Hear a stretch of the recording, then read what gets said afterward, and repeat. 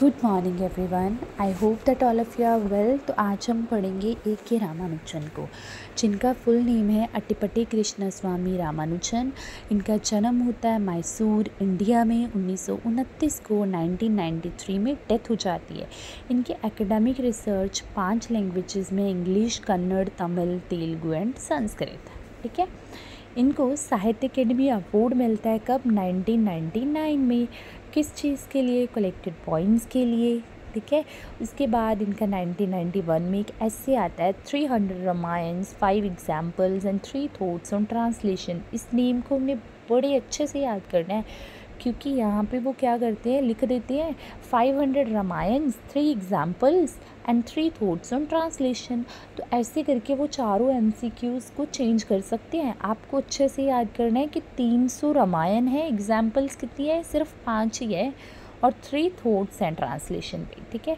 इसके ऊपर कंट्रोवर्सी हुई थी over it's inclusion in the BA in history. ठीक है। अब हम बात करते हैं कलेक्शन ऑफ पोइम्स की, जो कि A.K. रामानुजन की है। सबसे पहली है द स्ट्राइडर्स 1966, उसके बाद आती है रिलेशंस 1971, फिर आती है selected poems, second side, the collected poems, a river, obituary, snake, love poem for wife one, small scale reflections on a great house, folk tales from India, oral tales. अब इसके लिए ट्रिक जो है थोड़ी बहुत बनाई है। जैसे स्ट्राइडर्स के रिलेशंस देखो, फिर कुछ सेलेक्ट करो,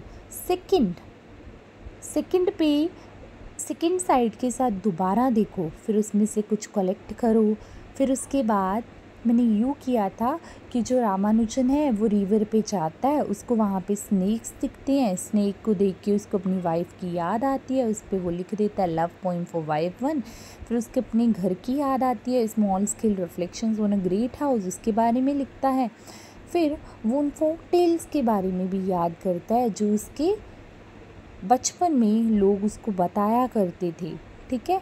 तो अब इसमें रह क्या गया याद करना? ऑब्ituary, ये हम याद कर लेंगे। ठीक है। स्ट्राइडर्स के रिलेशंस देखो, फिर उसमें से कुछ सेलेक्ट करो, फिर इसको दोबारा से सेकंड साइड के साथ देखो, फिर कुछ कलेक्ट करो। ठीक है। फिर वो रिवर पे जाता है, स्नेक्स देखता है, वाइफ की याद आती है, लव पोइम लिख देता है, फिर उसको अपने घर की कुछ स्मॉल स्केल रिफ्लेक्शन से याद आती हैं, उसके बाद उसको फोक टेल से याद आती हैं। ठीक है। इसी करके मैंने किया था, आप भी कर सकते हो, और अगर आप वैसे नेम याद रख सकते हो तो आप वैसे कर लेना। एंड आई होप कि आपको अच्छी लगी होगी मेरी वीडियो। तो आप प्लीज़ चैनल को लाइक करें, सब्सक्राइब करें। Thank you.